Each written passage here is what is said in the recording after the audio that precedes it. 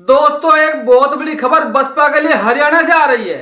आपने देखा लगातार हरियाणा में बसपा का जनाधार बढ़ता जा रहा है। और दोस्तों, वहां की एक बड़ी पार्टी के नेता, पूर्व विधायक, उन्होंने वहां की पार्टी को छोड़कर बसपा का दामन थाम लिया है सैकड़ों कार्यकर्ताओं के साथ। दोस्तों, ये बताऊंगा मैं आपको बाद में। इससे पहले आप समझ लीजिएगा कांग्रेस की चाल।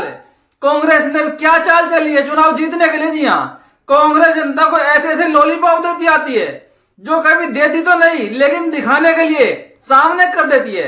और एक ऐसा ही लॉलीपॉप राजस्थान की अशोक गहलोत सरकार ने, जो कांग्रेस की सरकार है, एक ऐसा ही लॉलीपॉप वहां पे उन्होंने जनता को दे दिया है।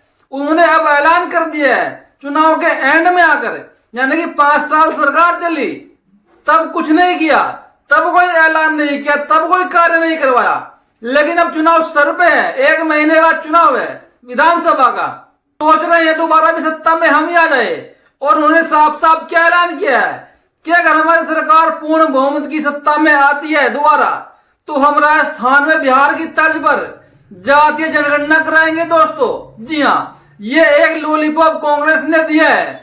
जबकि आपने देखा होगा, जब से हमारा देश आजाद हुआ है तो मैक्सिमम सभी राज्यों में मोर देन 70% सरकारें कांग्रेस की रही है। क्या इन्होंने आज तक एक भी सर्वे करवाया किसी राज्य में अलग से जातिगत जनगणना का? और दोस्तों, जब आज इनके सर पर मुसीबत आन पड़ी है, जब बहुजनों की पार्टियां अपने पैर पसार रही हैं, सभी राज्यों में फल फूल रही है, आज इनको जाति जनगणना याद आने लगी, वो भी चुनाव से पहले। पहले पूरे 5 साल मलाई खाएंगे लोग, फिर बाद में ऐलान करेंगे। अभी दोस्तों, आपने देखा कर्नाटक में कांग्रेस की सरकार बनी है, लेकिन वहां पर ऐसा कोई ऐलान नहीं है कि हम अभी सरकार में जनगणना करवाएंगे। जबकि चुनाव से पहले साफ साफ कह रहे थे कि चुनाव जीतते ही कर्नाटक में हमारी सरकार जाति जनगणना करवाएगी और उसके हिसाब से यहाँ की जनता को उनको उनका लाभ मिलेगा, उनका हक मिलेगा।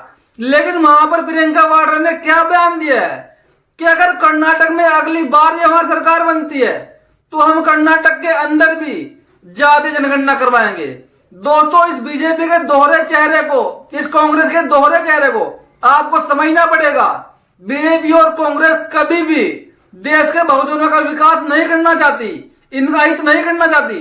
अब दोस्तों, आप देखिए, बिहार में पिछड़े समाज की सरकार है, उन्होंने जनगणना करा दी, आंकड़े जारी कर दिए, लेकिन सवर्ण समाज के लोग हाई कोर्ट चले गए, सुप्रीम कोर्ट चले गए कि ये आंकड़ों को उजागर नहीं कर सके, उन पर रोक लगा दी जाए। लेकिन सुप्रीम कोर्ट ने साफ साफ कह दिया है कि हम इस पर कोई भी रोक नहीं लगा सकते, ये उनका निजी मामला है, उनको ये अधिकार लेने, उनको ये डिसीजन लेने के अधिकार है किसी भी राज्य की सरकार को।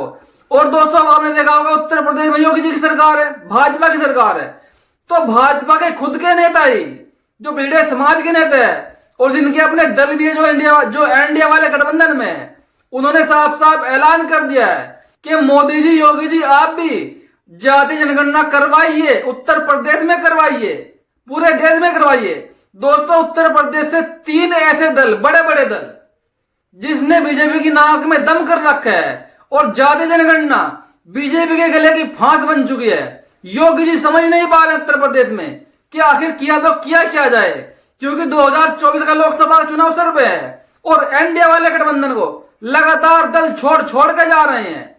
अभी छत्तीसगढ़ में निषाद पार्टी का जो वहां पर एक दल था, उसने बसपा को समर्थन कर दिया है, पूरी बसपा में विलय हो गई है।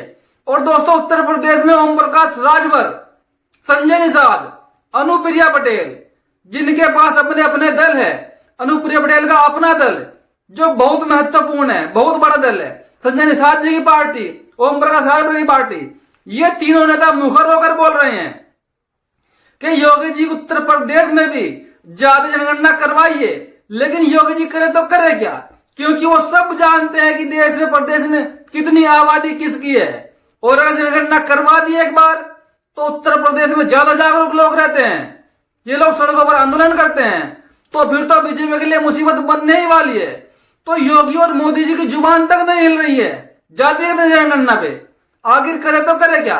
और शायद मुझे तो ऐसा लगता है कि इनके हेडक्वार्टर से, नागपुर से इनके ऊपर प्रेशर आया होगा कि आपको इस मुद्दे पर चुप रहना है, बोलना नहीं है। और उल्टा उसके विरोध में मोदी जी बयान दे रहे हैं कि हम जातिगत जनगणना को कुछ नहीं मानते हैं, हम मानते हैं अमीर गरीब को।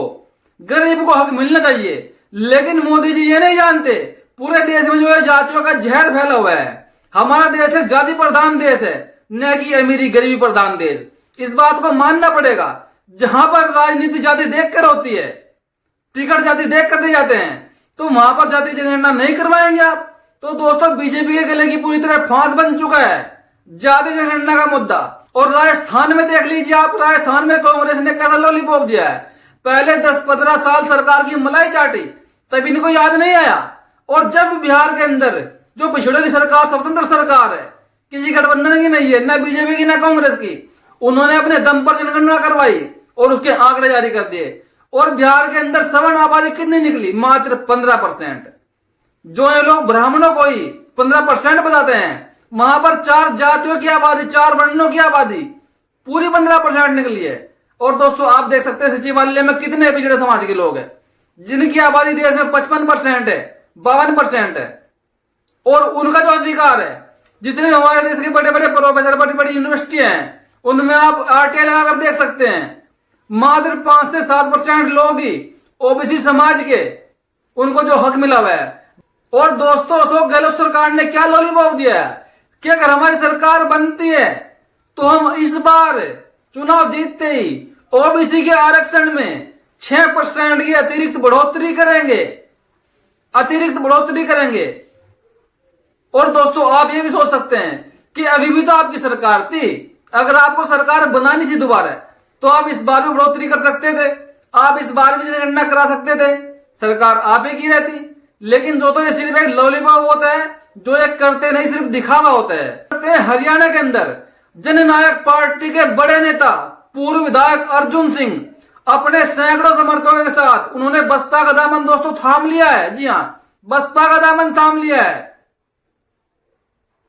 और हरियाणा के अंदर जननायक पार्टी को बसपा ने बड़ा झटका दिया है, क्योंकि दोस्तों आपने देखा होगा बसपा के जो राष्ट्रीय कोऑर्डिनेटर आकाश आनंद जी, वो लगातार हरियाणा का दौरा करते रहे हैं। 3 दिन तक वो हरियाणा में रहे और प्रत्येक जिले में जाकर कैडर कैंप किए, सभाएं की, कार्यकर्ताओं की मीटिंग ली। और दोस्तों उससे प्रभावित होकर जननायक पार्टी के बड़े नेता, दिग्गज नेता अर्जुन सिंह ने अपने सैकड़ों समर्थकों के साथ बसपा का दामन थामा है। दोस्तों आपने देखा होगा बसपा की लहर चारों तरफ पूरे देश में बढ़ रही है। जो लोग कहते हैं कि बसपा खत्म हो गई, बसपा तो मिट्टी में मिल गई, बसपा सुप्रीमो जमीन पर नहीं आती है, वो जमीन पर क्यों आऊंगी? वो जमीन पर क्यों आएंगी दोस्तों, जब उनके पास ऐसे नेता है जो जमीन पर जाकर कार्य करते हैं। और बसपा का प्रचार प्रसार पूरे देश में चल रहा है वर्तमान में, और एक बसपा की लहर बन चुकी है, क्योंकि बसपा को पहले ही ऐसे दल समर्थन कर चुके हैं जो पिछड़े समाज के दल। आपने देखा होगा उत्तर प्रदेश से केशव मौर्य जी का महान दल, जो बहुत पहले ही चुनाव से लगभग 8-10 महीने पहले ही ऐलान कर चुका है कि हम बिना शर्त के बसपा को समर्थन करते हैं। और महान दल ने ठाना है बसपा को जिताना है दोस्तों।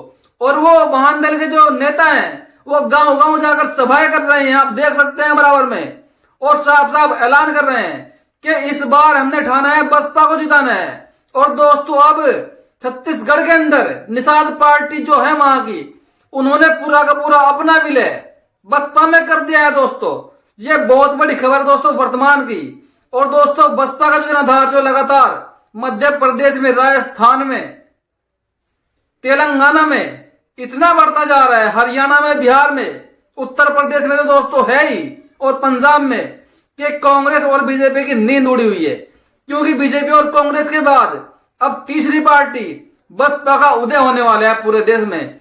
क्योंकि दोस्तों मान्यवर साहब काशीराम ने एक बात कही थी, जब केंद्र में कांग्रेस की सरकार थी, वो कहा करते थे कि वर्तमान में कांग्रेस की सरकार है, इसका पतन होगा, इसके बाद भाजपा का उदय होगा, फिर भाजपा पूरे देश में राज करेगी। और दोस्तों जब भाजपा का पतन होगा, उसके बाद बसपा का उदय होगा, फिर बसपा की सरकार पूरे देश में आएगी। और उसके बाद ही देश के SC ST OBC के लोगों को उनके असली हक अधिकार मिलेंगे, उनके लोगों को नेता बनने का मौका मिलेगा, उनके पास ठेकेदारी जाएगी, उनको जल जंगल जमीन पर अधिकार मिलेगा। तो दोस्तों बसपा को लाना है। अगर आपको अपना अधिकार चाहिए, अगर आपको हकीकत जाननी होगी, आपको इतिहास भी पढ़ना होगा।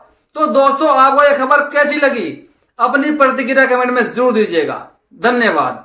और कांग्रेस और बीजेपी के जो जाल हैं, जो भ्रम जाल है, जो ये फैलाते हैं लगातार, जो मीठे मीठे लॉलीपॉप देते हैं, लॉलीपॉप दिखाते हैं दूर से लेकिन देते नहीं है। तो दोस्तों ऐसी इनकी योजनाओं से दूर रहिएगा और इनका खंडन करते रहिएगा कि साहब वर्तमान में आप ही की सरकार है, आप ही की सरकार को 10 साल हो गए, आपकी सरकार को 5 साल हो गए, अब तक आपने क्यों नहीं किया, अब भी तो आप कर सकते थे। दोस्तों वीडियो देखने के लिए धन्यवाद। चैनल को सब्सक्राइब कीजिए, लाइक कीजिए, वीडियो को शेयर कीजिए। धन्यवाद।